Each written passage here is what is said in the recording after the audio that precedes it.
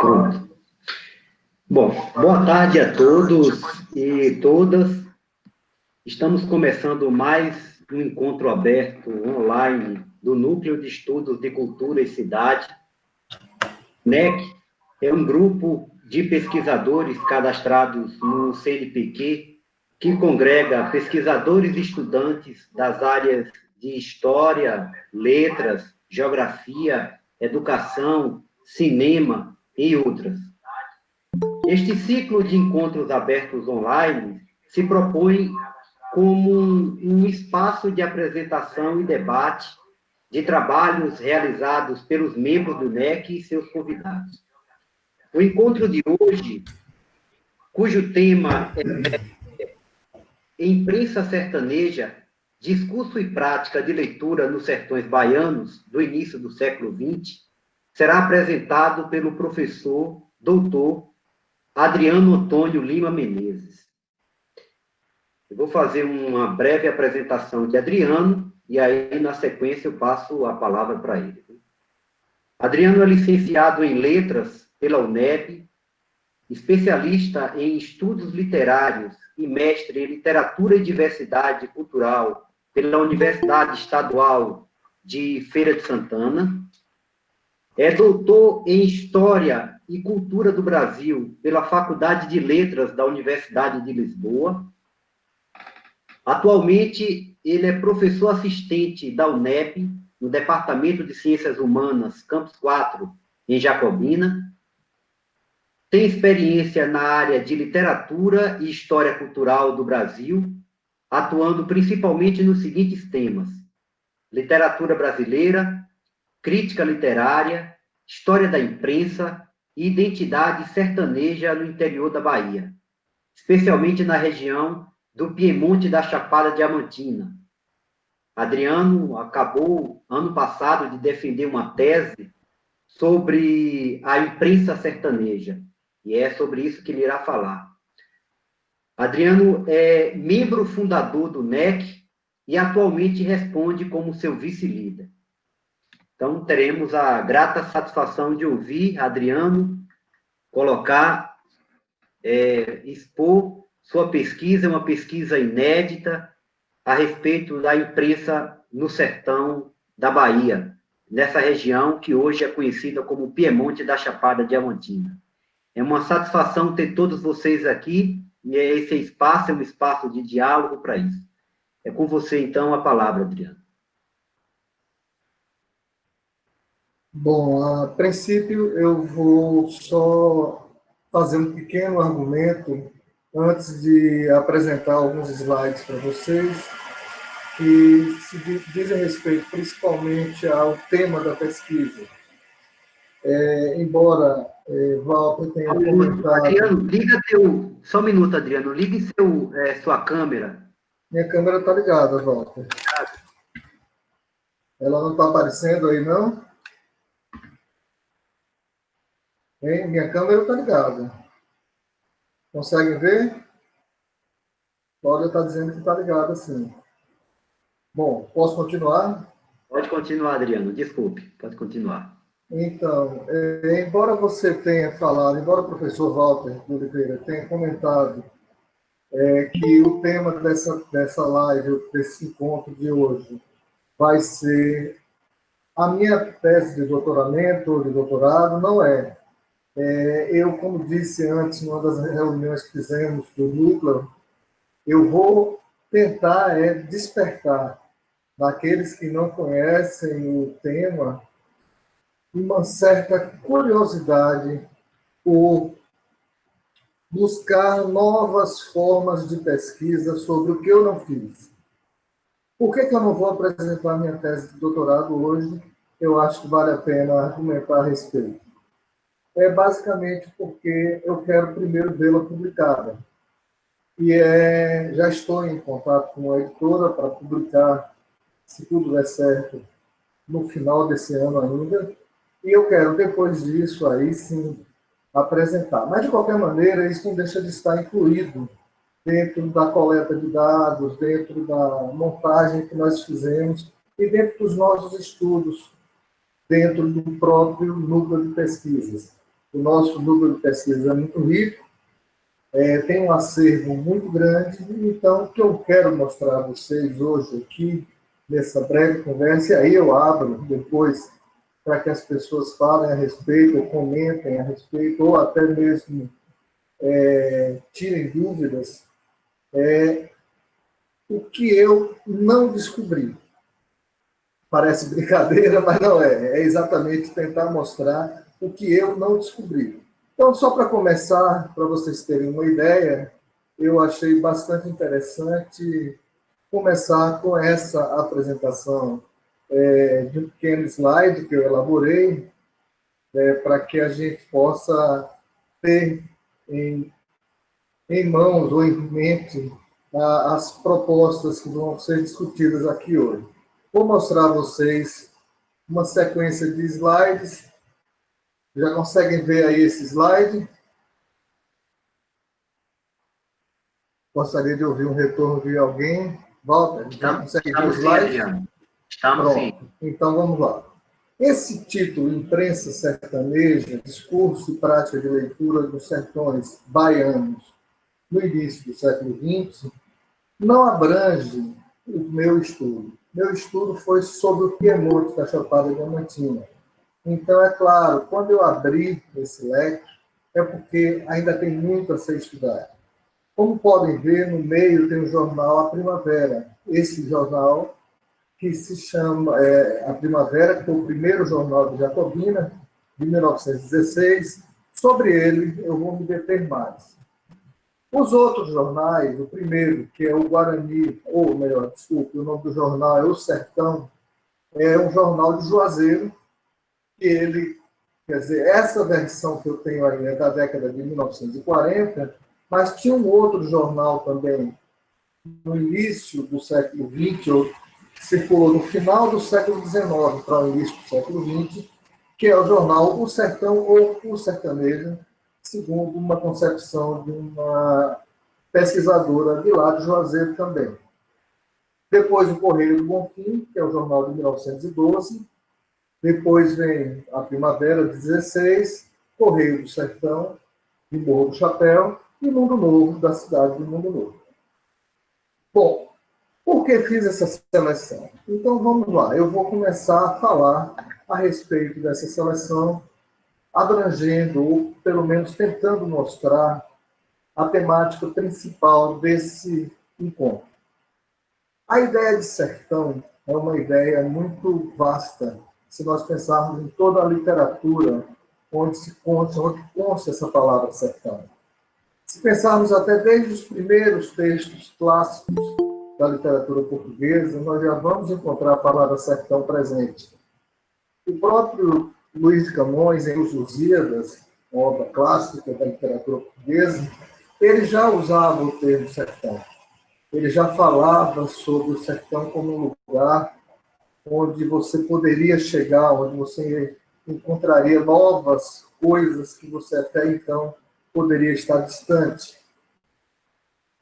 Posteriormente, esse termo foi se modificando e tudo no Brasil passou a ser interior, passou a ser chamado de sertão. O sertão que eu vou pegar vai ser basicamente aquele sertão que está relacionado ao que foi discutido pela mídia e ao estereótipo do sertão que foi criado a partir, principalmente, da obra de Euclides da Cunha, chamada Os Sertões. Naquele momento, quando Euclides da Cunha escreveu sua obra, nós estávamos aqui na Bahia numa luta, numa guerra, digamos assim, onde se achava, ou se pelo menos culpava, um religioso chamado Antônio Conselheiro por ser um monarquista contra a República Romana no final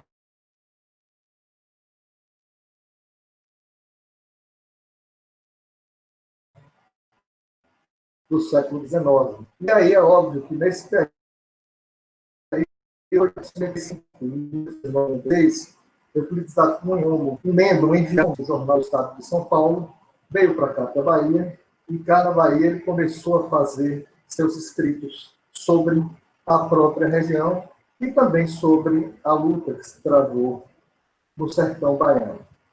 É essa ideia de sertão que se formou e que ficou na mente das pessoas, principalmente estereotipada, uma ideia meio distorcida do que seria sertão. Embora na obra Os Sertões do Euclides da Cunha nós encontremos uma maior vastidão, uma maior tentativa de desfazer ou de desconstruir essa ideia de sertão como um lugar totalmente miserável, mas tudo aquilo que ele fez ao descrever a luta que houve acabou ganhando mais ênfase, principalmente nos jornais, e essa imagem permaneceu ao longo do tempo. Então, essa ideia de sertão é o que me levou a intitular minha tese de doutoramento como imprensa sertaneja.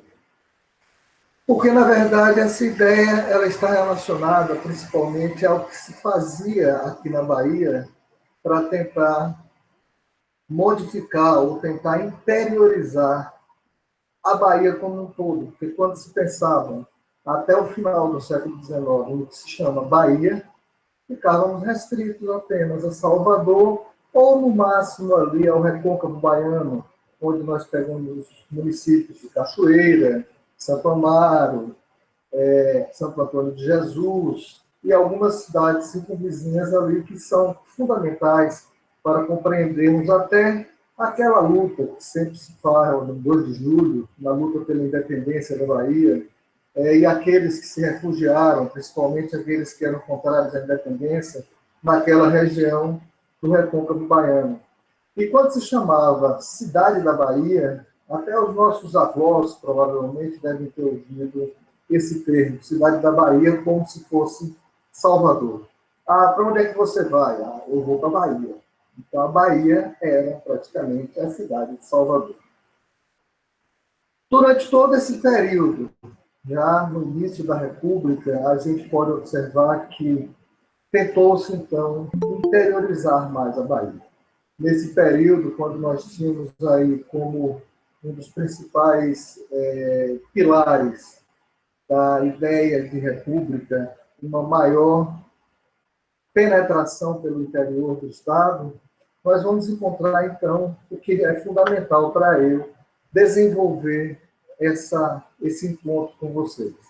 A construção da malha ferroviária aqui no interior da Bahia. Essa malha ferroviária que teria sido começada no período do Império Brasileiro, antes da Guerra do Paraguai, ela foi iniciada ainda no Império de Dom Pedro II, mas depois ela parou na cidade de Alagoinhas, como vocês podem ver aqui à esquerda do mapa.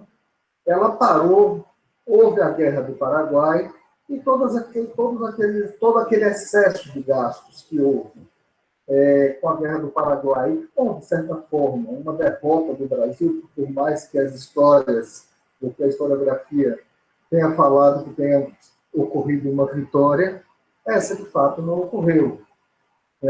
Ocorreu um débito muito grande, o que enfraqueceu a monarquia e levou ao ponto de a própria sociedade, os próprios donos do capital começarem a lutar contra a monarquia e, assim, derrubarem a monarquia e construírem a república.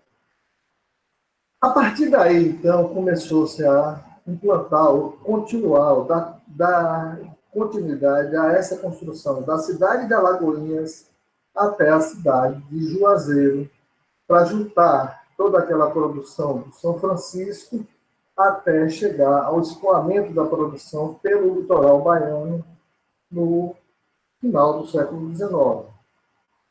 Então, veja que é algo bastante interessante que nós temos que levar em consideração.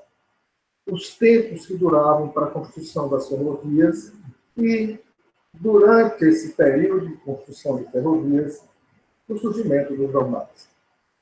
Nesse período também, no final do século XIX, nós temos uma modernização do Brasil. As cidades, principalmente a capital do Brasil na época, o Rio de Janeiro, passava por um processo de modernização e tudo isso estava, de certo modo, relacionado à construção de uma malha ferroviária, à chegada das novas tecnologias, como é o caso, por exemplo, do telégrafo, como é o caso também a chegada da própria imprensa, das novas tipografias, e essas novas tipografias eram muito pesadas para serem transportadas por ônibus de burro ou por qualquer outro tipo de veículo que se tinha na época. Essa malha ferroviária, portanto, ela foi de fundamental importância para a construção da ferrovia que ligaria, desculpe, a construção da imprensa que ligaria o interior com seus novos jornais. Então, é exatamente nesse ponto que eu vou chamar a atenção para o que não foi pesquisado. O que foi pesquisado eu também vou deixar para falar. Bom, outro detalhe bastante interessante, ainda relacionado ao título do meu trabalho, que se chama exatamente Imprensa Sertaneja, Discurso e Prática de Leitura, é porque, como sou formado em letras, sou da área de letras, minha ligação com o estudo da palavra, ou com o estudo do discurso, com a análise do discurso, é muito forte.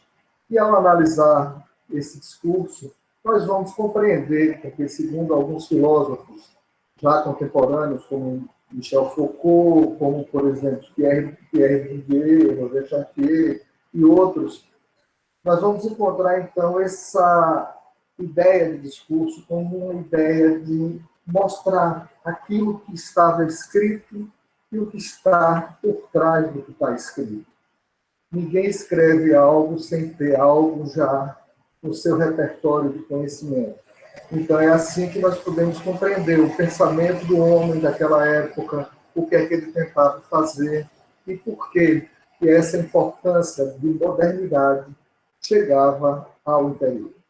Então, é exatamente por conta disso aí que nós vamos começar o nosso trabalho. A ferrovia, então, que eu falei que começou, voltou a ser construída, já nesse período que nós temos aqui um mapa de viação de 1893, esse mapa, na verdade, é de 1908, eu retirei de uma dissertação de mestrado de um grande colega nosso, chamado Aloysio Cunha, hoje professor do Instituto Federal do Maranhão. E ele realmente teve um papel importantíssimo junto conosco aqui nas pesquisas sobre a ferrovia. E, recentemente, em 2016, ele publicou um livro chamado O Trem Partiu, onde ele conta a história desse ramal. É esse ramal que nos interessa, de Bonfim, ou da cidade de Senhor Bonfim, até Jacobina, Mundo Novo. Pode observar que Morro do Chapéu chegaria, ou teria essa ferrovia, mas não chegou a ter. Então, o Aloysio Cunha, quando fez esse estudo, por coincidência, os dois são Cunhas, né? Aloysio e Euclides da Cunha, mas não são parentes e não têm relação nenhuma um com o outro. O Aloysio Cunha é mestre em História Social pela UFPA e ele pesquisou exatamente isso aí. Essa malha ferroviária, então, quando ela foi construída a princípio, chegou em Juazeiro em 1896, segundo Andréa Santos, uma professora da UNEB do campus de Juazeiro, nesse período foi montada a primeira, ou aliás, foram montadas algumas tipografias na região, mas foi a primeira tipografia de Juazeiro. A cidade de Juazeiro, então, teve uma tipografia e o primeiro jornal a circular na cidade de Juazeiro teria sido o Sertão ou o Sertanejo. Mas ela não tem nenhum acervo, ela não conseguiu esse acervo. E aí, quando eu estava a defender minha tese de doutorado lá em Portugal, foi bem engraçado, no início desse ano, um pouco antes da pandemia, por sinal, dei sorte, diga-se de passagem, eu estava lá trabalhando essa tese e o meu orientador, na época, ele me disse, olha, e quais eram os principais percalços para se fazer uma pesquisa sobre a imprensa no interior da Bahia? Bom, entre os principais percalços está exatamente a carência de acervo. E é exatamente o que a Andréa Santos fala, e é o que eu também falo. Porque o jornal, de certo modo, por ser um bem descartável, diferente do livro, que chegava a enfeitar as estantes, principalmente das casas de famílias mais abastadas, O jornal, depois de usado, ele era descartado, ele era jogado para a rua ou era passado de mão em mão, o que facilitava também o que a gente chama de prática de leitura. Porque por mais que uma pessoa ela não lesse, outra poderia ler para ela. E essa notícia, então, segundo uma grande historiadora, uma grande pesquisadora inglesa chamada Natalie Davis, era também o modo como se lia. Às vezes, uma leitura de um para outro, uma leitura em voz alta, era passada assim. Então, de qualquer maneira, esse jornal que se formou em Juazeiro, chamado Sertão ou Sertanejo, segundo ela, não encontrou fontes, porque o próprio dono da tipografia teria ficado revoltado com o tipógrafo, porque a tese de doutoramento da professora é sobre o tipógrafo. Ele ficou revoltado porque o jornal foi impresso à revelia, sem a autorização dele. Então, por conta disso, foi destruído. De qualquer maneira, é assim que vai acontecendo a história dessa imprensa aqui pelo sertão baiano. É bem engraçada, mas, por outro lado, ela vale a pena conhecer melhor. A partir do momento em que se começou a construir a ferrovia que ligava a cidade de Senhor do Bonfim até a cidade de Jacobina, aí sim é a parte que nos interessa nessa pesquisa. Essa ferrovia que nossos avós, ou até mais as pessoas mais jovens, bisavós, utilizavam para sair daqui de Jacobina, daqui da região, e ir até Salvador, tinha um percurso muito grande. Se vocês observarem o mapa anterior que eu mostrei, a pessoa saía de Jacobina, ia para Senhor do Bonfim, depois passava por Queimadas, Serrinha, Inhambupe, Alagoinhas, aí chegava em Salvador. Quando se construiu, então, essa ferrovia que ligava ao trem das Grotas, esse trem, essa linha da Grota, passou a funcionar mais efetivamente a partir de 1935, também demorou anos para ser construído. E é exatamente nesse ponto que aí entra a nossa pesquisa. Né? E entra também o despertar de pesquisas para vocês. Como posso dizer dessa forma? Em 1912, essa ferrovia possibilitou que os jornais fossem construídos e as tipografias chegassem ao interior. A cidade de Senhor do Bonfim, portanto, é a primeira cidade a ter um jornal. Então, como digo aqui nesse slide a seguir, com a construção da linha do Trem das Grotas, em 1912, a cidade de Senhor do Bonfim teve sua primeira tipografia e lançou seu primeiro periódico chamado Correio do Bonfim. Esse periódico, Correio do Bonfim, como podem ver no slide, ele está aqui com data de 3 de novembro de 1912, mas o próprio pesquisador, o professor Luiz Cunha, não conseguiu. Ele depois nos passou esses dados, assim como também nós passamos para ele. Essa troca de informações é sempre fundamental dentro das universidades. Nós passamos para ele todo o acervo que nós tínhamos digitalizado naquela época, dentro do núcleo de pesquisas, principalmente os jornais O Lidador, que veio anterior, os jornais A Primavera, Correio de Jacobina, O Ideal, e uma série de outros jornais dentro da cidade de Jacobina e fora da cidade de Jacobina também, o jornal Correio do Sertão. Então, o professor Luiz Cunha não conseguiu os primeiros exemplares desse jornal, e aí, como podem ver, esse jornal que eu estou a mostrar a vocês aqui é o jornal de número 6. E não vou me prender a ele, porque, como disse, não era objeto de minha pesquisa, mas era objeto de despertar em vocês, ou em quem quer que seja, uma futura curiosidade por pesquisar. Então, vamos voltar à ideia, então, da linha do Trem das Grotas. Essa linha do Trem das Grotas, que, como falei antes, em Senhor do Bonfim, começou a sua tipografia, e cuja possibilidade de chegar a Jacobina seria mais ou menos em 1917. Então, é claro, naquele momento, em 1917, já com esse interesse em tentar construir Jacobina a ideia de modernidade, porque a imprensa estava relacionada a essa ideia de modernidade, já que a palavra escrita simbolizava para a grande maioria da elite intelectual sertaneja uma ideia de crescimento, de prosperidade. Tudo isso fez com que um comerciante local chamado Amado Barberino lançasse o primeiro jornal de Jacobina, já no final de 1916. Esse jornal se chamava A Primavera.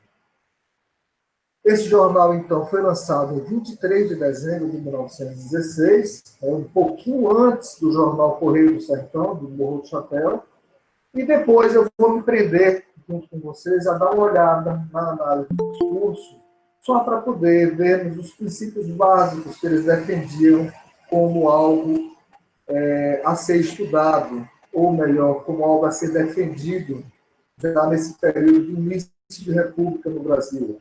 República, claro, todos nós sabemos, era uma república, a primeira república, como foi chamada por William Schwartz, Louis Starr e outros jovens historiadores e antropólogos brasileiros, além de, claro, Nelson Werneck Sodré, vários outros, que eu não vou me prender o nome de todos, porque não é bem esse o motivo do nosso estudo. Bom, então, em 1916, esse jornal A Primavera, ele tinha sido construído, o Amado Barberino esperava que essa ferrovia chegasse aí, mas é bom a gente lembrar de novo o contexto histórico que estava tudo isso, né? Em 1916, o mundo estava em guerra. A empresa que construía essa ferrovia era uma empresa francesa, e por ser uma empresa francesa, ela também tirou toda aquela sua mão de obra qualificada e levou de volta para a França, e essa ferrovia ficou parada durante um bom tempo, e só veio a chegar finalmente em Jacobina em 1919. Como ainda não havia uma tipografia em Jacobina, esse jornal, então, ele era impresso na tipografia do jornal Correio do Bonfim. Então, é exatamente esse um dos percalços, né, que fez com que o jornal A Primavera só durasse um ano, de 1916 até 1917. Então, só nesse pequeno período, o jornal A Primavera existiu ou existiu na cidade. Não durou muito tempo mesmo e não tinha muito como permanecer, afinal de contas, não havia uma tipografia própria. Jacobina só veio a ter uma primeira tipografia em 1921, quando foi, então, editado o jornal Correio de Jacobina, que nós temos digitalizado no nosso núcleo de pesquisas de 1921 a 1922. Bom, também ficou à espera da tipografia da cidade a cidade de Mundo Novo, ou de Morro do Chapéu, e também a cidade de Mundo Novo. São duas cidades que também, como estavam no mapa do Trem das Grotas, como já disse antes, elas faziam parte desse plano ferroviário. Então, é claro que todos aqueles que eram voltados para a intelectualidade da época quiseram construir suas próprias tipografias. E assim, de modo mais ousado, diga-se de passagem, a cidade de Morro do Chapéu construiu, então, a sua primeira tipografia, que foi a tipografia do Correio do Sertão. Segundo estudos recentes, inclusive de Moisés Sampaio, colega nosso, ex-colega de campus aqui de Jacobina, ele mostra que foi fundado com o intuito de, principalmente, promover o grande coronel negro que começava a ganhar ênfase na política local de Morro do Chapéu, chamado Coronel Dias Coelho, que é motivo de seu estudo na dissertação de mestrado defendida há uns anos atrás, há uns poucos anos atrás, salvo engano, uns 4 anos atrás. Então, o Correio do Sertão, ele teria nascido nesse período, em 1917, e completou 103 anos no dia 15 de julho de 2021. Ou seja, tem uma peculiaridade muito interessante do jornal Correio do Sertão. É considerado, ou pode ser considerado, o segundo jornal mais antigo da Bahia vivo, porque o outro é o Jornal à Tarde, que até hoje circula e é da cidade de Salvador. Os outros jornais, de modo geral, eram mais efêmeros, tinham sua passagem livre, demorava um ano e meio, 2 anos, ou até 10 anos, como foi o caso do jornal Ligador de Jacobina, que durou de 1933 a 1943, que é um dos principais objetivos do meu estudo na tese de doutorado. Certo? Mas vamos voltar aqui ainda ao que eu quero tentar mostrar nesse ponto para vocês. Também, nesse período aí, à espera dessa ferrovia, foi a cidade de Mundo Novo, que lançou o jornal Mundo Novo. Foi montada também uma tipografia Mundo Novo, em 1920, e foi lançado o jornal Mundo Novo. Como disse antes, não teve muito acervo preservado. Os jornais, de maneira geral, depois de descartados, quando não lidos por outros, também passaram a ser usados. É bom que a gente lembre disso. As pessoas mais velhas, ou que têm a minha idade, podem lembrar disso. Eram jornais que depois eram usados como embalagens em feiras livres, em armazéns, em vários outros lugares. Então, o Jornal Mundo Novo, nós não temos um acervo muito grande. O pouco de acervo que nós conseguimos foi exatamente através da pesquisa de Patrício Nunes Barreiros, que é o professor da UFS, que estudou o poeta Eulalio Mota, que teve livro publicado na tipografia Mundo Novo, e também eu, que estudei Euríclides Barreto, esse poeta também de Mundo Novo, que teve sua obra, uma das primeiras obras publicadas, a sua segunda obra, diga-se de passagem, publicada na tipografia Mundo Novo. Então, essa tipografia Mundo Novo, ela teve um papel bastante importante nesse período da década de 1920 até 1933, na cidade de Mundo Novo, com uma peculiaridade bastante que merece relevância. Essa peculiaridade seria o fato de que foi através dessa tipografia Mundo Novo que nasceu Jacobino, o jornal O Lidador. Mas quando eu for falar mais à frente sobre ele, eu vou explicar o porquê disso. Então vamos voltar à minha explanação inicial. Como disse no título do nosso encontro hoje, seria basicamente análise de discurso e prática de leitura.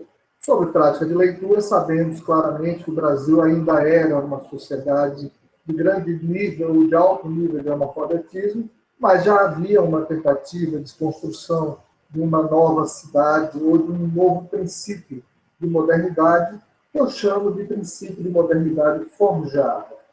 Era uma tentativa de mostrar que aquele sertão que foi tão estereotipado por Euclides da Cunha não seria o verdadeiro sertão. Embora no livro também a gente pode encontrar uma característica bem interessante do livro de Euclides da Cunha, quando ele fala sobre o sertão, num dado momento que ele diz que o sertão era um paraíso. Nós podemos encontrar isso. Mas vamos nos ater ao jornal. Então, o princípio básico da imprensa da época, a ideia de imparcialidade. Até hoje, nós entramos em conflitos constantemente, seja de natureza ideológica, seja até de natureza política, social. Mas veja que a imprensa ela já nasceu assim. Dizer que a imprensa é imparcial é basicamente algo contraditório, porque toda a imprensa que nasceu no mundo sempre nasceu com uma relação ideológica ou político-ideológica frequente.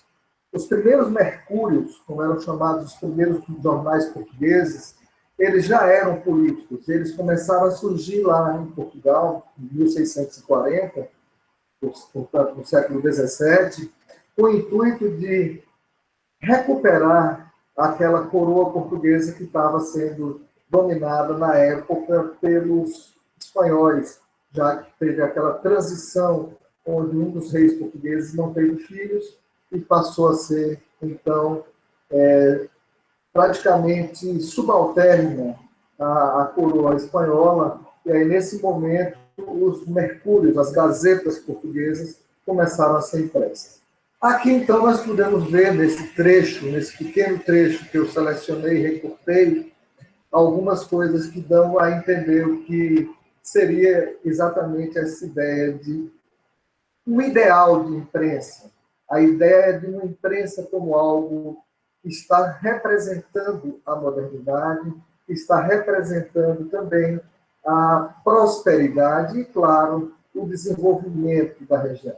Então, eu vou pegar o primeiro trecho, o primeiro recorte, que diz assim: ela virá, de certo, assinalar sua existência com o desenvolvimento de uma nova fase próspera e feliz para o nosso aperfeiçoamento moral e material. Olhem a importância que se dá para a imprensa quando se diz que ela vai fazer tudo isso. Ela vai assinalar o desenvolvimento, uma fase próspera e feliz para o aperfeiçoamento moral e material. Veja, nós temos aqui vários conceitos de época, valores, símbolos, que podem ser praticamente destrinchados, como eu tentei fazer na minha tese de doutorado, vendo ou tentando demonstrar que eram contraditórios. Não era bem assim que funcionava. Na verdade, era a tentativa de mostrar ou de persuadir, convencer o leitor sobre isso. Mais abaixo ainda podemos ver outro pequeno trecho, onde ele diz que imparcial e neutra, completamente neutra em política, há de sempre lutar pelo bem geral de nosso bondoso povo, não prestigiando absolutamente esse ou aquele partido, defendendo com altivez e civismo as causas justas e nobres, não nos intimidando, não nos intibiando o ânimo, os ódios do espírito, dos espíritos tacanhos e nem a apreciação mordaz dos olhos. Na trajetória de nossa jornada, jamais seremos violentos e injustos. Bom, primeiro, de novo, essa ideia de imparcialidade, de neutralidade, que aparecem no discurso do jornal, isso no primeiro editorial do jornal A Primavera, de 23 de dezembro de 1916, que nós sabemos que não há. Não existe, na verdade, imparcialidade em jornal algum. A simples escolha de um tema para ser escrito já é uma parcialidade. Então, ninguém faz nada de modo imparcial. Nenhum jornal é imparcial. Por mais que os jornais atuais, a grande imprensa, tipo Folha de São Paulo, o Globo, o Estado, o Jornal à Tarde aqui na Bahia, e outros, Correio da Bahia também, só para exemplificar, nenhum deles é imparcial. Todos têm uma posição política, ideológica e querem defender ou querem mostrar uma simples escolha de um tema. Já é isso uma parcialidade.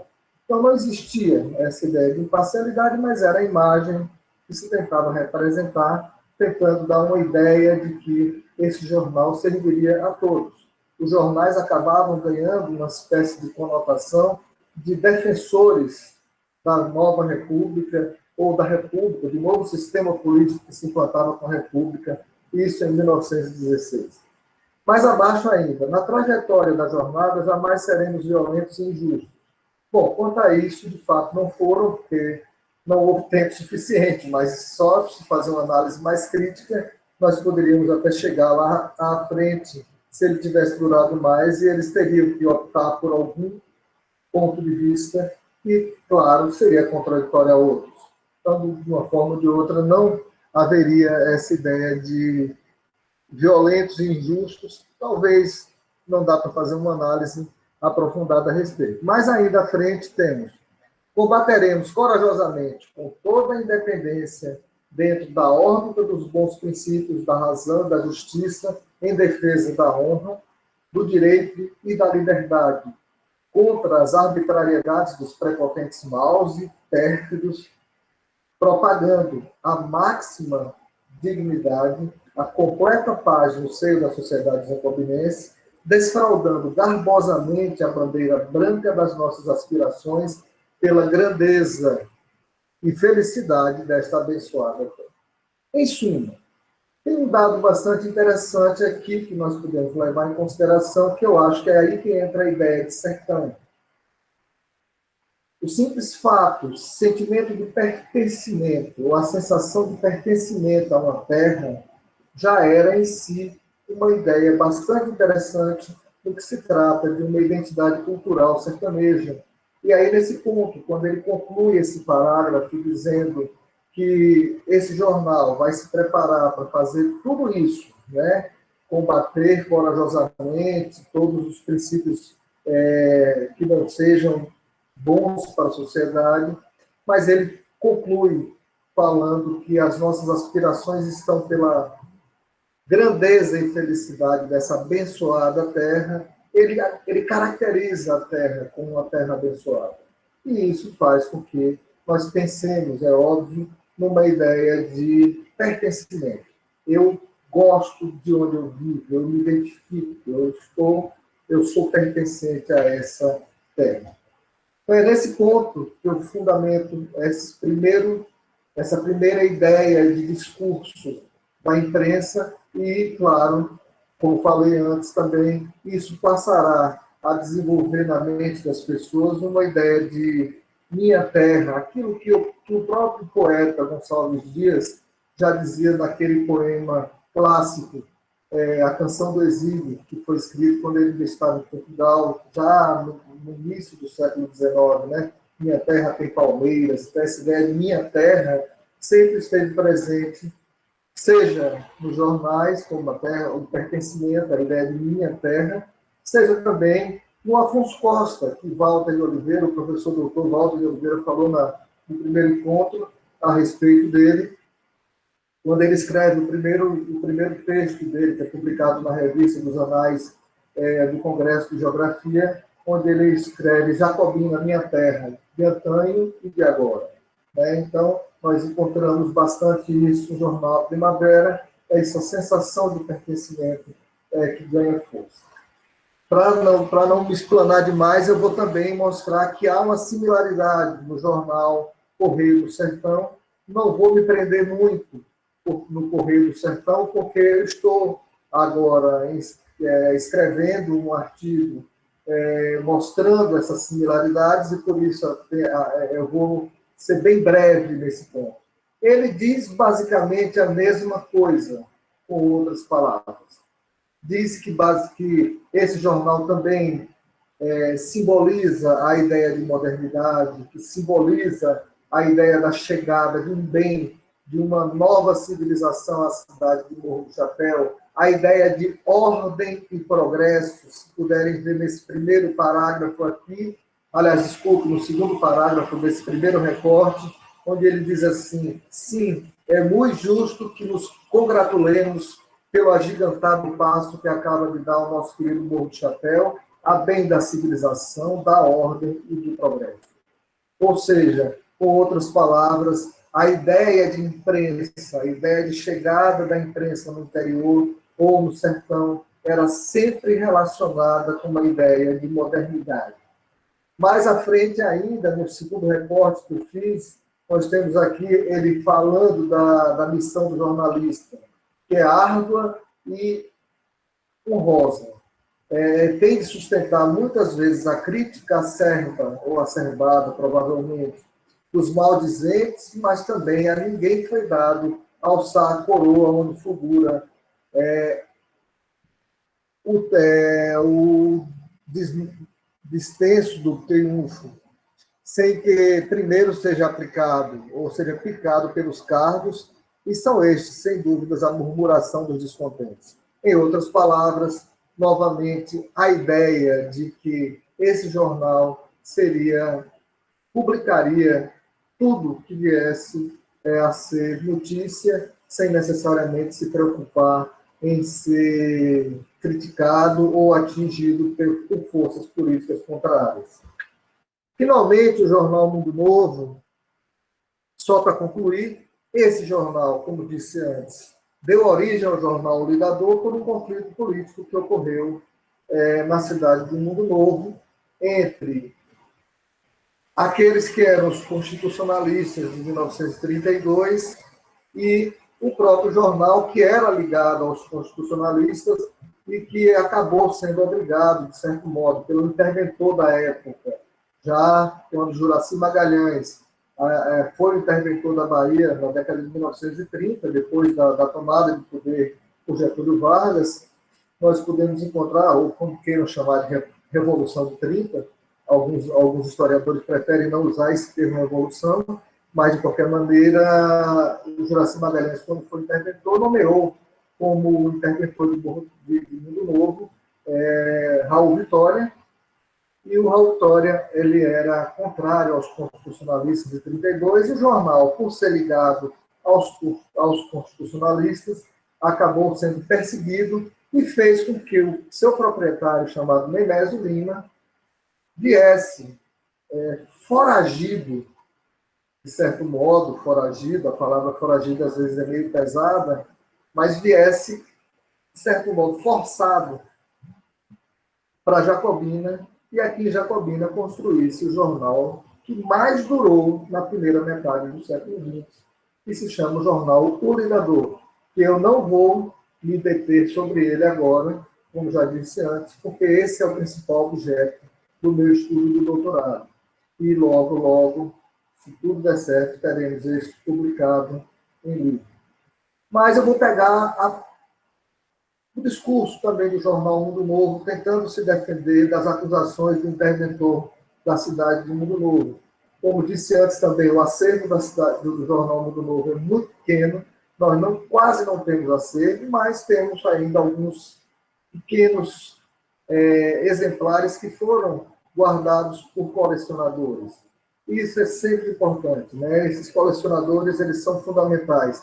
Às vezes são chamados de loucos, né? Os conservadores os colecionadores que guardam jornais velhos, guardam selos antigos, guardam moedas antigas, mas são esses que são fundamentais para quem quer realmente pesquisar no interior, porque o acervo público não é muito bom a respeito. Então vejamos o primeiro recorte que eu fiz, que é uma frase do Rui Barbosa, onde o próprio escritor Eurípides Barreto, que publicou 4 obras aqui na região, diz que Rui Barbosa tinha dito que a imprensa é a vista da nação. Por ela é que acompanha o que lhe passa perto e ao longe enxerga. Devassa o que lhe ocultam e tramam, colhe o que lhe sonegam, os roubam, percebe onde lhe alvejam, ou moldam, mede o que lhe cerceia ou destrói veias pelo que lhe interessa e se acautela no que lhe ameaça. Desculpe a digitalização não foi tão bem feita nesse caso, porque não foi feita por a gente, eu consegui um acervo de uma pessoa que pesquisou, então a digitalização não está tão bem feita quanto dos outros, tão legível, e por isso eu às vezes titubeio aqui na leitura. Mas é basicamente a mesma. Aquele que fez parte da luta pela implantação da República aqui no Brasil, e é óbvio que, como republicano, defendia a ideia de que... E, claro, como diz no segundo recorte, já começo por aí, já com o intuito de concluir a minha fala, já passei até do tempo previsto, a liberdade é o seu leme. Quer progredir, avançará de certo, porquanto já o seu nome palpita em todos os corações que lhe têm sabido apreciar a conduta impecável que o anima. Ou seja, a imprensa seria basicamente essa ideia de modernidade que tanto se pregava. Eu usei algumas referências bibliográficas aqui, e entre elas está aqui minha tese de doutorado, né? Imprensa e Identidade Sertaneja, de 1916 a 1943, Discurso e Prática de Leitura no Pianinho da Chapada Diamantina. Foi minha tese de doutorado apresentada no final do ano passado e defendida em janeiro desse ano, e que, claro, estará à disposição de todos em breve, se tudo der certo. Certo? Vamos lá. Então, eu vou concluir por aqui e deixar em aberto para a apresentação, para que deixem aberto a palavra para ser vista por outros ou aberta à discussão. Então, Walter, fique à vontade, pode falar ou pode passar a palavra para os nossos colegas.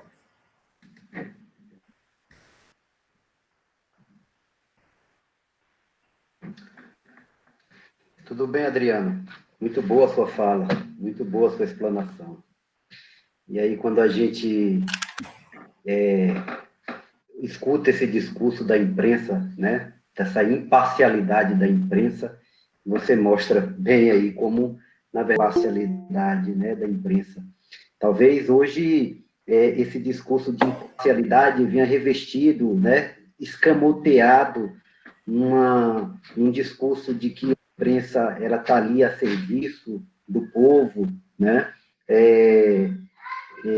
E a gente percebe nesses jornais antigos aí, desses jornais da década de 20, de 30, de 40, de que, apesar de usarem já esse discurso da imparcialidade, os jornais declaravam muito claro e muito explicitamente seus candidatos, né? Como a gente vote em fulano de tal e vote em cicrano. E aí a gente percebe realmente isso. A gente já ouviu falar de que a imprensa ela já foi vista, dita como um instrumento do quarto poder, né? Na imprensa. E você falou muito bem aí a respeito do papel mesmo dessa imprensa nessa afirmação aqui dos nossos sertões, né? Mas eu queria abrir aqui também a fala para alguém que quiser, do público aqui presente. Fico muito feliz porque nós temos aqui nessa sala do Google Meet 30 pessoas assistindo essa sua fala, sem contar no YouTube que a gente tem aqui mais outras pessoas também estão participando, né, fazendo comentários aqui no YouTube. Professora Tereza Fagundes, ex-professora da UFBA, nossa conterrânea aqui de Jacobina, ela falando aqui na importância do Correio do Sertão. O Correio do Sertão, editado em Morro do Chapéu, foi um marco na imprensa baiana, realmente. E ainda vivo, como o Adriano colocou, né? Um jornal ainda vivo e resistente. E que comemorou, Walter, só para, sem querer me interromper, mas já interrompendo, que comemorou 103 anos há uma semana atrás. Isso. Coincidentemente, né? Uma semana atrás, comemorou 103 anos. Uma semana atrás. Quando eu estava divulgando esse card já dessa tua fala, e eu divulgo aqui também entre os profissionais da imprensa local e regional, e aí um desses comunicadores já entrou em contato comigo, professor, hoje o jornal está completando 103 anos, justamente no dia 15 de julho, né? Então, um jornal ainda vivo. Inclusive, colocando para vocês aqui o papel da Universidade da UNEB nesse trabalho da digitalização e da divulgação desses acervos jornalísticos do Sertão. No caso específico do jornal Correio do Sertão, o professor Adriano aí e eu coordenamos um projeto de digitalização do acervo desse jornal, o Correio do Sertão. Conseguimos digitalizar de 1917 até 1950. Todo esse material já se encontra no banco de dados da universidade. Todo esse material digitalizado. Pretendemos ainda digitalizar os outros, né, os seguintes. Isso é um projeto futuro. Mas já temos digitalizado praticamente toda a imprensa do século XX. Né? Até o último jornal que digitalizamos foi o A Palavra, que circulou até 1994, salvo engano. Né? Digitalizamos todo esse material. Então, é um material riquíssimo e que tem atendido não só aos pesquisadores das universidades, porque vários nos procuram quando pretendem pesquisar. Adriano colocou o caso do Aloysio Cunha, né? que quando estava fazendo a pesquisa do Trem da Grota, ele nos procurou e nós passamos para ele os acervos do jornal digitalizado que atendeu a pesquisa dele. Em contrapartida, quando eu estava fazendo a minha pesquisa de doutorado, ele me passou esse acervo do Correio do Bonfim, que eu utilizei na minha tese de doutorado. Então, esse trabalho, esse intercâmbio entre pesquisadores tem provocado a descoberta, né, e a revelação de muitos aspectos dos nossos, aqui, desses sertões, né, que até então não haviam sido investigados. Então, isso é importante dizer. Hoje, os alunos, não só da UNEB, mas de outros departamentos, têm se servido muito desse material, desses acervos já digitalizados. No encontro que nós preparamos uma mídia de DVD, que foi através de um projeto que eu coordenei com o professor Adriano e a professora também Carmélia, que foi de digitalização de acervos da micro-região de Jacobina. Foram mais de 5.000 documentos, jornais, fotografias, documentos manuscritos, impressos, digitalizados, que nós distribuímos para alguns setores da educação e cultura aqui na microrregião.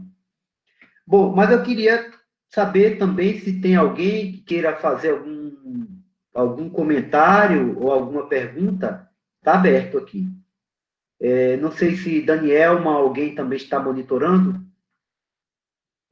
Danielma, Abner, Joed, se tiver algum comentário ou alguma pergunta,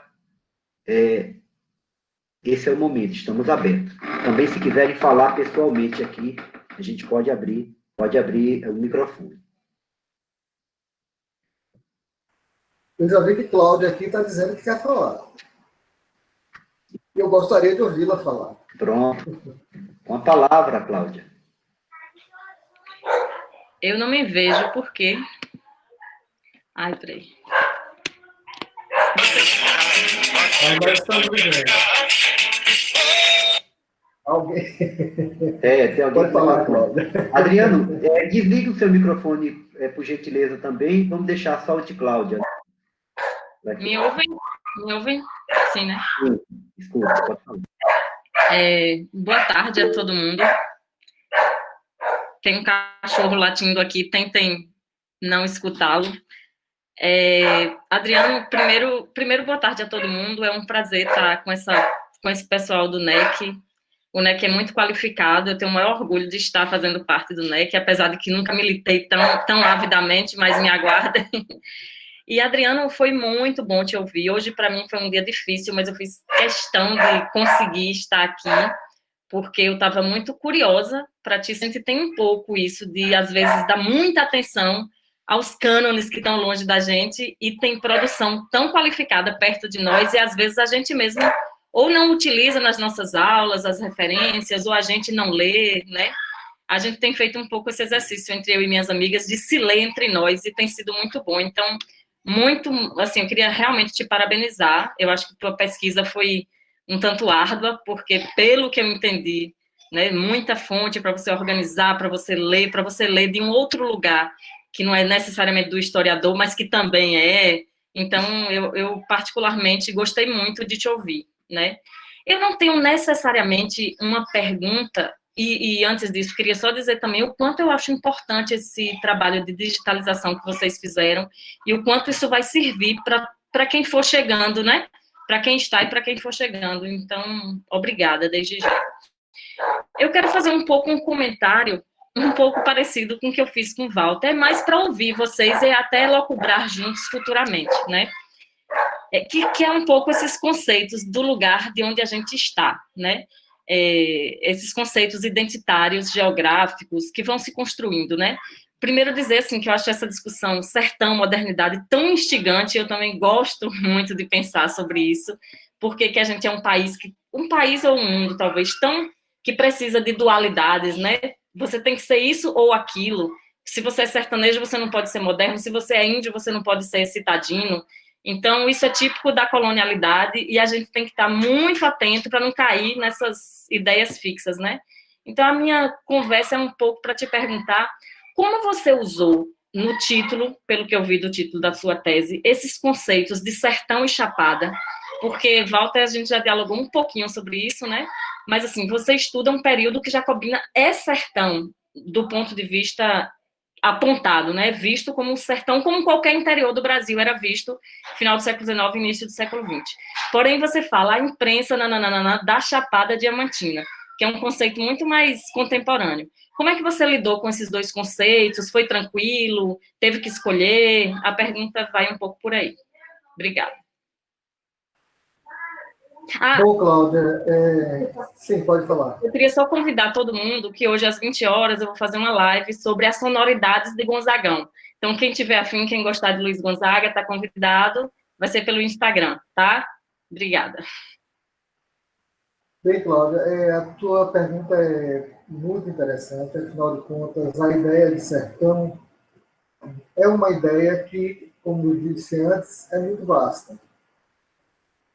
Eu utilizei muito, principalmente daquelas discussões que nós já fizemos, você, inclusive, e você sabe que seu livro, chamado Meu Sertão, né, não, Sertão Baiano, né, é muito interessante, porque eu uso o seu conceito de sertanidade quando trato da ideia de pertencimento. Eu acho muito pertinente que você mesmo tenha ficado aqui, até fico feliz porque você ficou.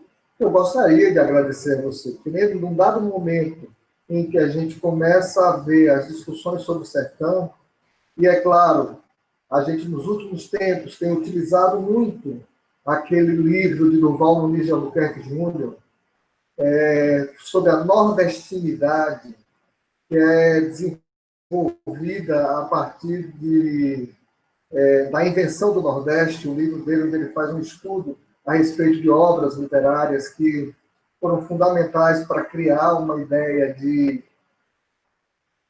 do povo nordestino como aquele povo miserável, aquele povo que sempre estava na seca, que sempre estava passando fome, através de obras literárias como Vidas Secas, de Euclides da Cunha, ou de Graciliano Ramos, ou 15 de Raquel de Queiroz, ou ainda as obras do Engenho Morto, do José Mendes Rego, e vários outros escritores nordestinos. Nós vimos essa ideia de nordestinidade ganhar um estereótipo que nós não gostamos de usar. É claro que o Nordeste é muito vasto. E o Nordeste tem uma peculiaridade muito grande, que é essa diversidade. Você encontra dentro do sertão nordestino, e aqui na nossa região, uma peculiaridade que às vezes é difícil de descrever. Talvez os geógrafos aí sejam melhores do que eu. Mas Jacobina está dentro do sertão, mas por conta de ser considerado o sertão tudo aquilo que é interior, tudo aquilo que está para dentro, fora do litoral. Então, essa ideia de sertão começa por aí. Bem, aí vem a ideia da dissertação ou da tese de doutorado, Piemonte da Chapada. Bom, Piemonte da Chapada é um termo cunhado pela primeira vez por Milton Santos.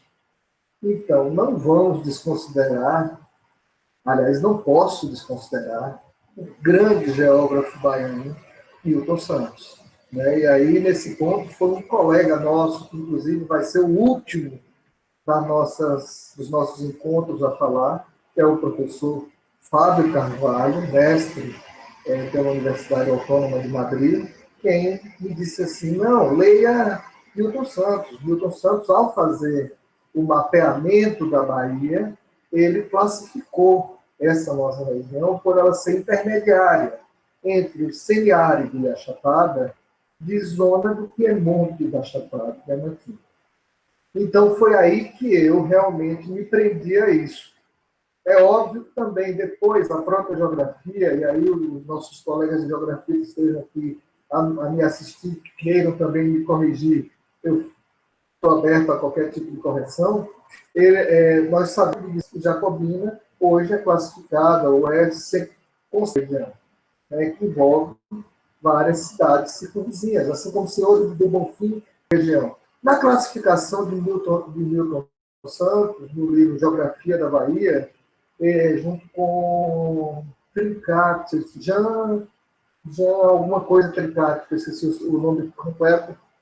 Ele fala de região de Jacobina e região de Senhor Bonfim. Hoje já há uma divisão um pouco diferenciada, tanto feita pelo IBGE, onde dividem entre regiões, mesorregiões e micro-regiões. Então já há uma divisão, mas é como diz o próprio Bourdieu, quando fala a respeito dessa ideia de região. O Bourdieu, em O Poder Simbólico, aquele livro fantástico dele, ele diz que a ideia de região é uma ideia que até hoje vai continuar provocando polêmicas entre historiadores, qualquer outro tipo de estudioso. De qualquer maneira, ao pensar em Piemonte da Chapada, nós pegamos, ou Milton Santos pega, que é uma região que vem, aliás, de Campo Formoso até... Campo Formoso já pega mais a cidade ali de Senhor Bonfim, mas de lá para cá, pegando esse trem das grotas para cá, se a gente pegar essa ferrovia e vai até Mundo Novo, nós encontramos aí um trajeto que chega a ser essa delimitação geográfica do Piemonte da Chapada. Morro do Chapéu, por sua vez, já não fica no Piemonte da Chapada. Morro do Chapéu já fica na Chapada. Então, quando eu penso nesse artigo que eu estou escrevendo, parei de escrever porque assumi a coordenação do colegiado agora, certo? Mas que exatamente já começo a sair da ideia de Piemonte para ir para a Chapada. Então, eu falo, o título, por sinal, ainda não está elaborado, mas é basicamente relacionado ao nascimento da imprensa na Chapada Diamantina, onde eu pego o Piemonte e vou entrar para a cidade de Morro do Chapéu, o nascimento do jornal Correio do Sertão, e tenho descoberto, através de alguns outros colegas que têm feito pesquisas, jornais em regiões da Chapada, como o Wagner, por exemplo, onde teve a escola de Ponte Nova, uma colega nossa chamada Rúbia, encontrou o acervo do colégio da Escola Normal lá, onde eles produziram o jornal. Olha a importância dos jornais, né? E veja que esse acervo, se não fossem esses colecionadores, Cláudia, nós não teríamos. Então, é um acervo que nós temos ainda muito que pesquisar, né, sobre a Bahia. Então, a Bahia ainda precisa ser muito estudada. Não sei se era isso que você queria que eu respondesse, mas uma coisa eu lhe digo. A sua ideia de sertanidade, o seu conceito, que eu uso como seu, que faz parte da minha ideia de imprensa sertaneja. Bom voto, fique à vontade.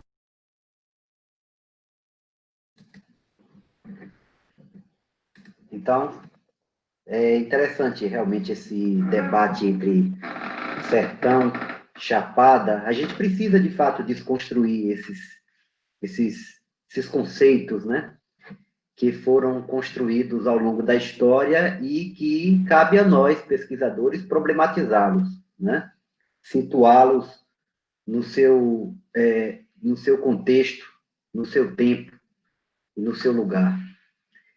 Se tiver mais alguém que queira também fazer algum comentário, fica aberto.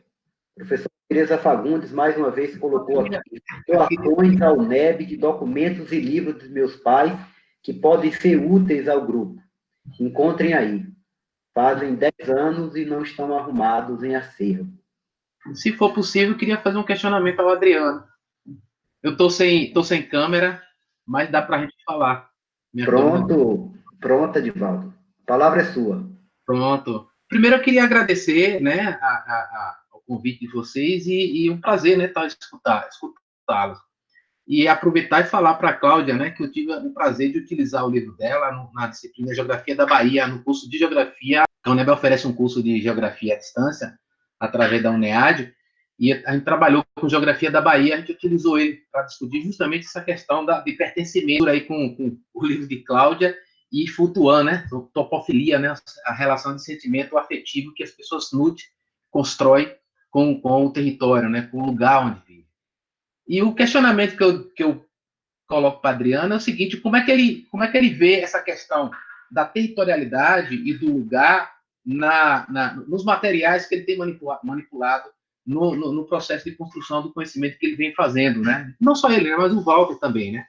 E que a gente da geografia tem utilizado muito, né? Toda vez que alguém faz alguma discussão, vai ter um artigo em geografia, a gente sempre remete, olha, vai lá no material que foi digitalizado por Adriano Walter, porque é uma fonte muito boa. Então, muita coisa a gente tem utilizado, inclusive desconstruindo algumas ideias, né, de históricas, né, de determinados lugares que, né, ao longo do tempo se determinou como tal, e a gente encontra informações mais precisas, né, nesses documentos.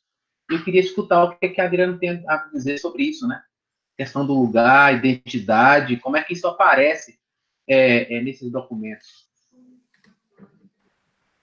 Bom, Edivaldo, você é o homem da geografia, né? Então é bom ter ouvido alguém da geografia falar a respeito. Na verdade, o que eu uso muito mais como esse sentimento, como essa sensação de como esse pertencimento. Esse termo que também é utilizado pela antropologia, ele é muito interessante quando a gente pensa numa ideia de identidade cultural. Então, eu vou muito mais por esse aspecto, pelo aspecto mais cultural do que necessariamente por uma ideia. Quando eu penso em sertão, eu penso também com a cultura local. Nós temos dentro da Bahia uma peculiaridade muito engraçada, aliás, engraçada não, muito interessante desse passado. É a diversidade.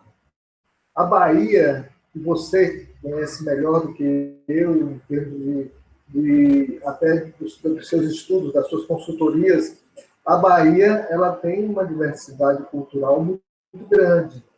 Então, quando nós pensamos o simples fato de um jornal ter escolhido como termo a palavra sertão para seu título, nós já vemos aí uma sensação de pertencimento.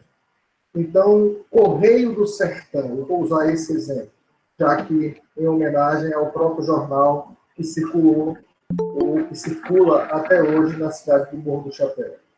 Nós temos que lembrar que o simples fato de usar o termo sertão já é, para quem pensa na ideia, na simbologia da palavra, uma ideia de pertencimento. Quanto à territorialização, a gente ainda não tem essa delimitação, porque você sabe muito bem, e aí, nesse ponto, você sabe que não há uma delimitação territorial, onde termina e onde começa o sertão.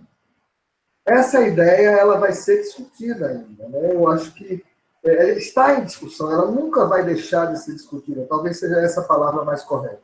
Ela nunca vai deixar de ser discutida. Qual a territorialização? Eu não sei, mas quando na minha pesquisa eu tentei mostrar o jornal, num determinado momento da tese de doutorado, eu peguei, Edvaldo, para poder mostrar até onde chegavam os jornais de Jacobina, os comentários dos assinantes. Você sabe que naqueles jornais antigos havia uma preocupação maior do próprio redator em dizer de onde tinham comentários. Então, vinha um comentário da cidade de Feira de Santana, um comentário da cidade de Salvador, um comentário da cidade de Mundo Novo, de Senhor do Bonfim, de Juazeiro. Então, eu poderia dizer, principalmente, que era onde o jornal chegava, é onde tinha os assinantes. Então, o que me importou nesse momento não foi necessariamente territorializar, mas chegar até onde, mostrar até onde o jornal ia. O jornal chegava a lugares que antes nós nunca pensávamos que um jornal do interior pudesse chegar, levando em consideração principalmente os meios de transporte da época. Eram poucos os meios de transporte que nós tínhamos. Então, é claro, a ferrovia foi fundamental, mas ela, como disse antes, ela demorou 30 anos para chegar de Senhor do Bonfim até Jacobina, ou até seu destino final, que era a cidade de Iaçu, e mesmo assim, depois que ela chegou, ela ainda continuou com uma série de problemas que provavelmente vamos discutir em outro encontro aqui, que é exatamente o mau funcionamento, as estações precárias e uma série de outras questões. Mas, pensando em ideia de territorialização, eu vou por esse caminho, é o caminho de tentar mostrar que essa discussão de território, ela ainda é uma discussão que vai permanecer, e você, se quiser replicar, fique à vontade, eu só tentei responder dentro da minha limitação nesse conhecimento de geografia. É mais ou menos isso, né? Porque a gente a gente tem a tendência a ficar ouvindo somente os pares, né? O nosso gueto. E quando a gente começa a escutar outros caminhos, a geografia sempre foi muito próxima, por exemplo, das letras, né? Como diz vocês, né? Utiliza bastante os trabalhos da literatura para discutir essa questão da cultura. O Rosendahl, que é um geógrafo da Universidade Federal do Rio de Janeiro, ele trabalha muito com a chamada geografia cultural. E hoje ele já está descambando, né, dentro da geografia cultural sobre um aspecto bem mais amplo. Mas ele já trabalha com a chamada geografia da arte, né? Não sei se ele está, né, se apropriando de um programa, por exemplo, televisivo, que tem geografia da arte, um desses canais de documentários, onde eles vai pegando elementos da arquitetura e da cultura e trabalhando isso sobre o que é que a geografia influencia esses espaços. Então, a curiosidade da gente é essa, né? Como é que a gente, que lá quando a gente pegou o livro de Cláudia, não é um livro de geografia, não está tratando de geografia, mas tem uma geograficidade extremamente forte. E essa geograficidade está vinculada muito à questão da identidade. E o lugar é o elemento da identidade. Por mais que se discuta e leve em consideração a globalização, meio de comunicação, que agora a gente está conversando aqui, cada um no seu canto. Mas um lugar é o espaço onde o indivíduo existe, onde as coisas acontecem, onde os fenômenos acontecem. Claro que vai ter a influência do que está lá fora, né, do global, mas é o lugar onde vai dar sentido àquilo que está lá fora, e se a gente não fortalecer isso, os elementos do lugar, a nossa identidade perde. A gente perde. Jacobina e região, mas particularmente Jacobina, sempre teve uma influência muito grande, dentro do ponto de vista cultural, nos municípios que circulam, né, do seu entorno. E se a gente não trabalhar isso, né, eu perguntei justamente nesse sentido, né, que eu acho que o trabalho de vocês fortalece esses elementos quando se vai, né, produzir alguma coisa e dizer, olha, e perceber o quão forte foi esses meios de comunicação para disseminar a ideia de sertão, a ideia do território de Jacobina e a influência de Jacobina no entorno. Eu agradeço a vocês. Obrigado por me permitir participar.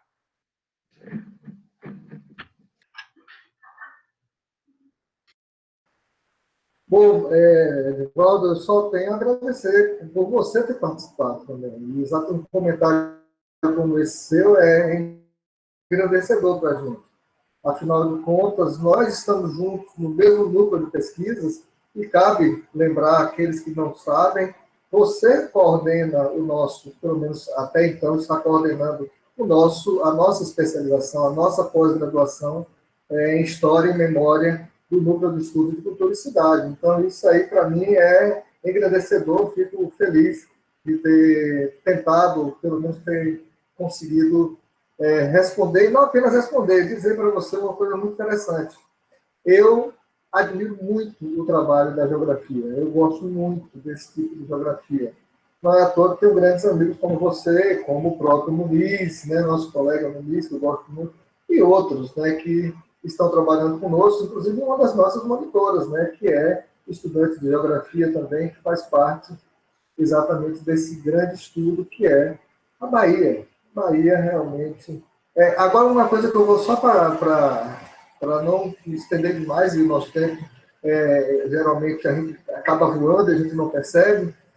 É bom que a gente sempre lembre que quando, até meados do século XX, quando se falava em cidade da Bahia, era Salvador. Então, era como se houvesse uma delimitação territorial naquela época, que eu lendo o livro de Antônio Misério, recentemente, que eu gostei muito, onde ele escreveu que a cidade da Bahia, e o título do livro é esse, A Cidade da Bahia, ele comenta que Bahia, o que se chamava de Bahia até meados do século XX, era Salvador e Recôncavo, que é como se o Recôncavo fosse uma extensão de Salvador, né? Principalmente aquelas cidades ali próximas da cidade de Salvador. Então é bem interessante, tanto que um dos livros de Eurípides Barreto, o poeta que eu pesquisei, aí da Cidade do Mundo Novo, ele foi publicado numa gráfica da Bahia, não foi publicado numa gráfica de Salvador. É engraçado a gente observar esses detalhes, né? Mas são detalhes que são bem pertinentes para a gente ver que essa diferenciação é boa para a gente perceber como o papel das universidades ao chegarem no interior foi fundamental para que estudos como o de Cláudia, o meu, o de Walter, o de vários outros colegas que eu acho que não dá para citar todos aqui, mas que foram feitos, a de Fabiana, que vai falar na próxima semana, de Fábio Carvalho e etc. Então, isso é muito importante para a gente ver a importância da chegada da universidade no interior e poder diferenciar o que é Bahia, ou melhor, não é diferenciar, mas mostrar essa diversidade cultural que é a Bahia. Mas essa força né, da hegemonia de Salvador e Recôncavo não é uma coisa do passado, não, permanece. Né? Parentes Sim. meus daí da nossa região continuam com ideia de, olha, quando vem a Salvador, ele não vai para Salvador, ele vai para Bahia.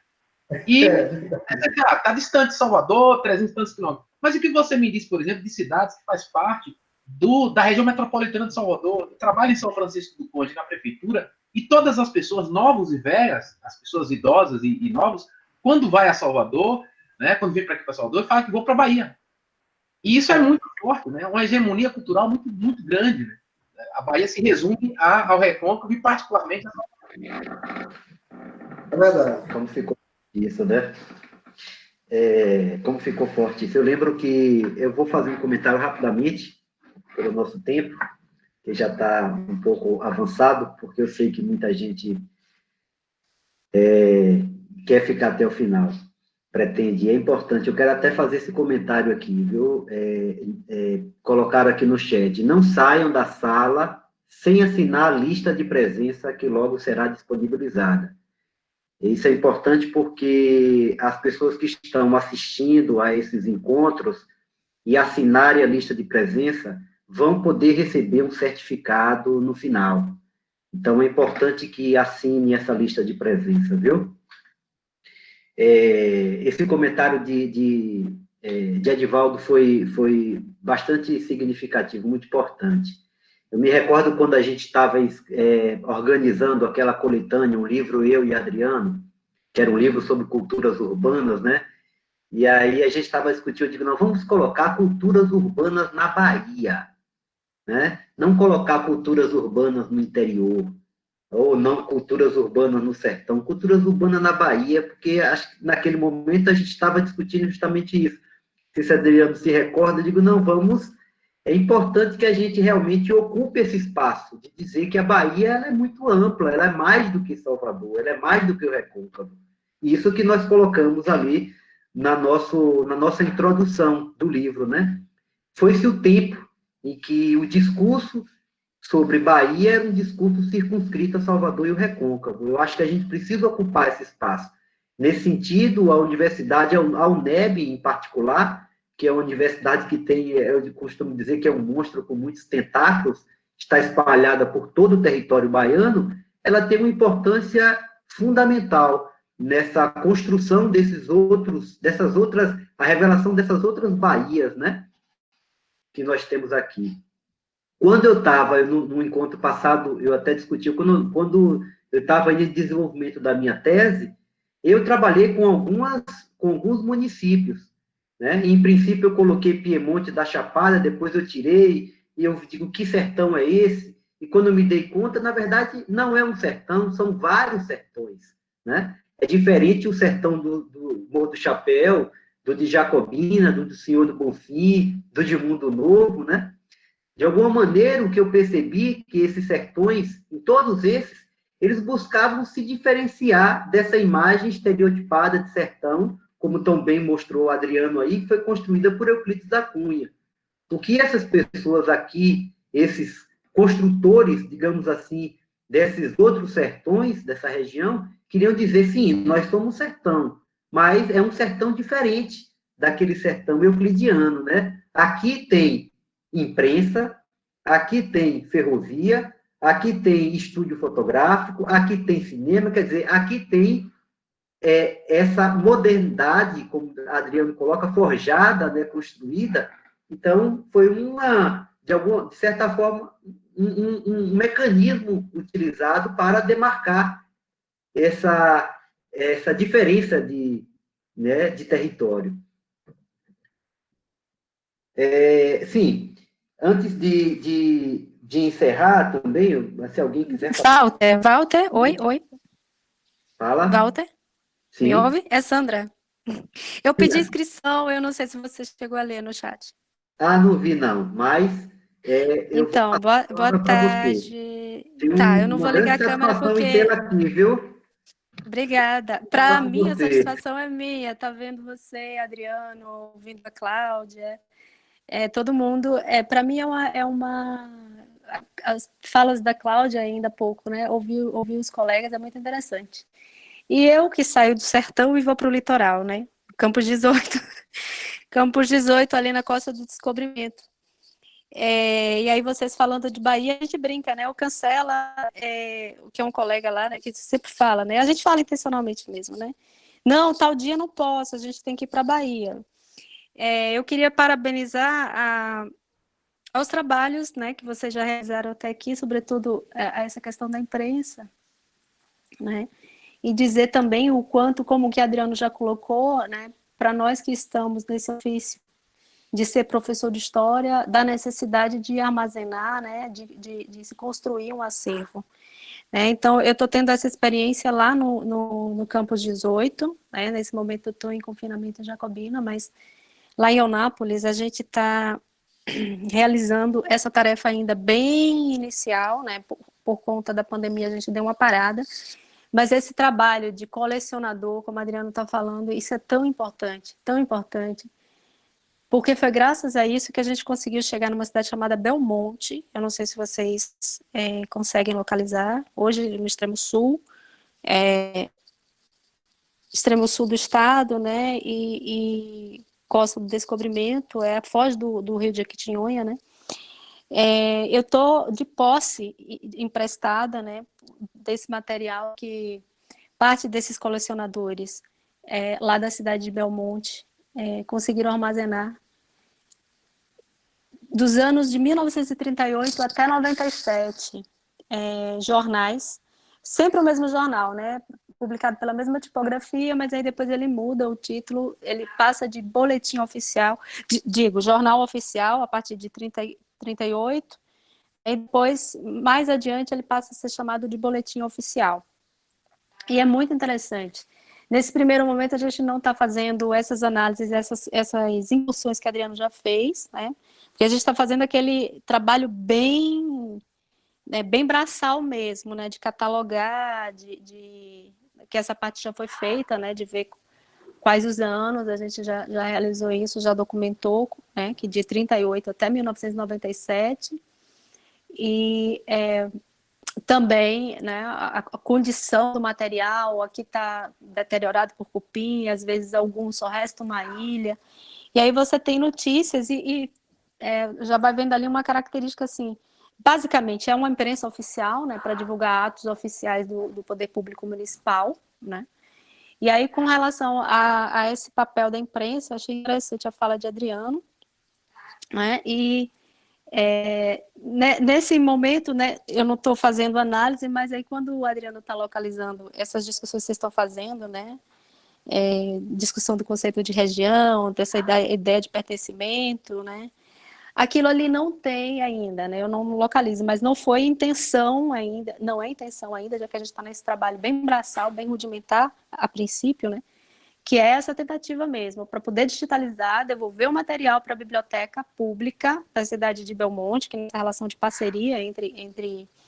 a Secretaria de Cultura e Turismo, né? A biblioteca fica ligada à Secretaria de Cultura e Turismo de lá. E para finalmente a gente poder disponibilizar o acervo, né? E democratizar isso daí para futuras análises. E aí a gente não tem, nesse contexto, essa dimensão tão aflorada da ideia do pertencimento, né? Eu orientei um trabalho não foi bem orientação de TCC, né? Mas o trabalho do Levi, ele ganhou essa dimensão e depois ele foi para a UFES e fez um trabalho de dissertação de mestrado, analisando também a imprensa, mas isso já num período bem recente, que é sobre Eunápolis mesmo, né? Então, ele vai pesquisando essa dimensão do como essa imprensa, né, se a gente for remeter também para o trabalho do Ben Jonson já no século XVII, da mercantilização da notícia, né, como a imprensa cumpre esse papel de mercantilizar um dado discurso, uma ideia, é isso que o Adriano já colocou na fala dele. E aí o Levi vai analisando ali esse papel que a imprensa faz em relação à cidade de Eunápolis, né, que é onde fica o campus 18 lá da UNEB, e aí pensando muito a partir desse lugar que está, desses lugares de disputa, são 2 lugares que ele localiza no discurso da imprensa local, que é um lugar de vender a imagem como a cidade do progresso, a cidade do futuro, essa cidade da modernidade, mesmo agora, né, bem mais recente do que o período que o Adriano está localizando aí na fala dele. E outro contraponto é a ideia de uma cidade flagelada, de uma cidade miserável, né? Se vende isso e na verdade, é uma tentativa assim, quais são os grupos que estão, né, alinhados àquela administração do governo, né? Então, aí vão chorar as pitangas, vão chorar miséria para angariar ajuda. Então, isso é muito interessante. Eu estou só citando esse trabalho para a gente ver como é um mundo para a gente estudar, né, dessas baías que vocês estão localizando ali, né? E essa discussão me lembrou também uma outra ocasião que eu estava num simpósio e só tinha argentinos, né? E eu percebendo ali essa grande discussão que vocês estão fazendo, assim, né? Da visibilidade dessas outras baías, né? E o quanto que assim, não, mas aqui é sertão, aqui não é, aqui é chapada, aqui não é. A gente está discutindo essa ideia de pertencimento, mas também tem essas questões da nominação, né? Que tem essa coisa que o Edivaldo falou também, né? Das constituições dos grupos, né, dividir a Bahia em micro-regiões, em territórios, blá, blá, blá. E aí, outro dia, eu estava uma vez com... O voo cancelou, né? E aí, eu até brincando com esse colega que tem sobrenome Cancela, eu falei assim, pô, Cancela, você está no voo. E o voo cancelou. Enquanto isso, a gente foi fazer uma escala lá em Confins, aí entrou um outro professor. Um professor da UFMG que também estava vindo para cá, para Salvador, e eles iam palestrar juntos, ele e o Cancela, né? Aí, eu não sei como foi que a gente falou, assim, não, eu vou seguir, né? Vou seguir para o restante do sertão. E eles iam ficar em feira, né? Aí ele falou assim, nossa, vocês ainda têm isso tão forte, né? A gente em Minas perdeu. Aí eu fiquei pensando assim, nossa, tem outros colegas de Minas que também são esses mineiros do sertão, né? Da região ali do Vale do Jequitinhonha, né? E aí, assim, eu digo, acho que ele não dialoga muito ali com esse sertão de Minas, né? Que é uma Minas que ouvia a Rádio Sociedade da Bahia, que tem uma dimensão de particularidade, não apenas no sentido geográfico, físico, né? Mas essa questão cultural, de consumir uma parte das coisas que a gente consumia na infância, e a gente dialoga ali com aquele pessoal de Minas, ali do Vale do Jequitinhonha, tem muita coisa em comum. Então, aí voltando para essa questão de um outro simpósio que só tinham argentinos, né, eu percebia que estava uma disputa muito grande entre a produção de uma historiografia que não fosse apenas da região de Buenos Aires, né, como os portenhos, versus essa outra produção historiográfica que fosse para além da província dos portenhos. Né? Então, eu digo, não, aí eu fiquei pensando, eu digo, nossa, essa mesma dimensão que a gente vai para a disputa aqui, né, que a gente vai pensando nessas disputas em nível regional, em nível nacional, né, o que é história local, o que é história regional, né, o que a gente vai... E é essa dimensão que vocês estão trazendo aí, pensando nessas discussões de pertencimento, de região, né, desses conceitos, e aí o Edivaldo traz o Ifutuã, que é bastante legal mesmo, né, trazer para a cena, para a gente pensar, né, que eu venho dessa de história e espaços também, isso.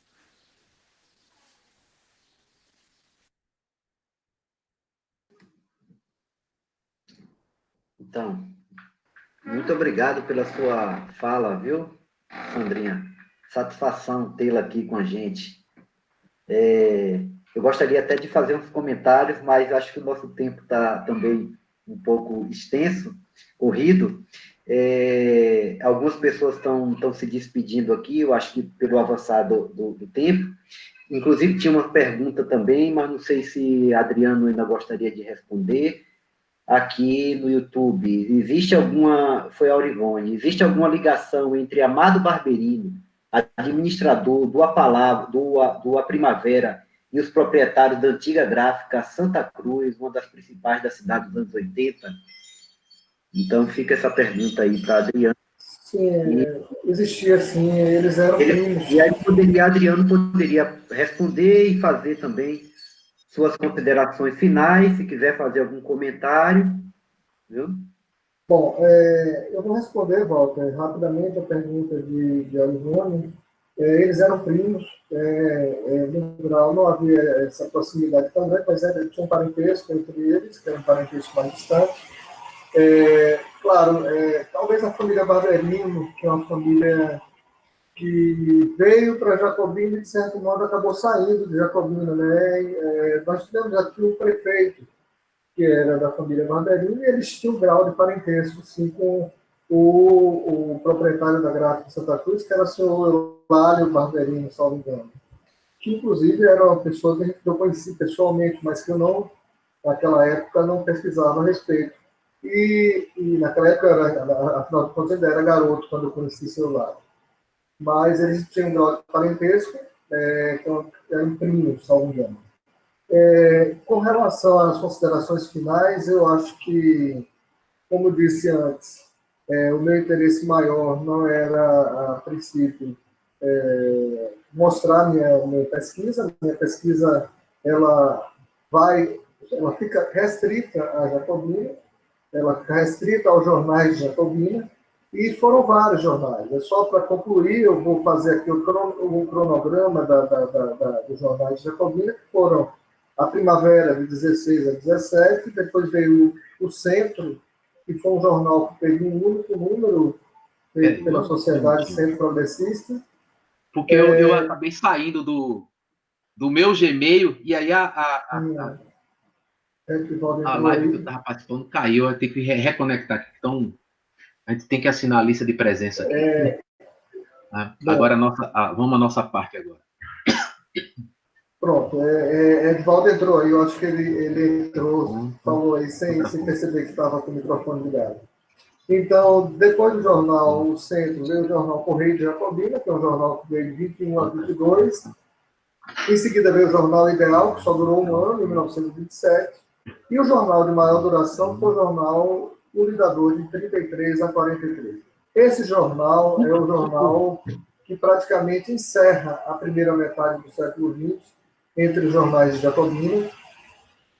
E depois do jornal O Lidador, período ainda da ditadura de Getúlio Vargas, ele é encerrado em 43, e logo com o encerramento do jornal O Lidador, só veio a ter outro jornal na cidade em 1950, na década de 50, quer dizer, em 55.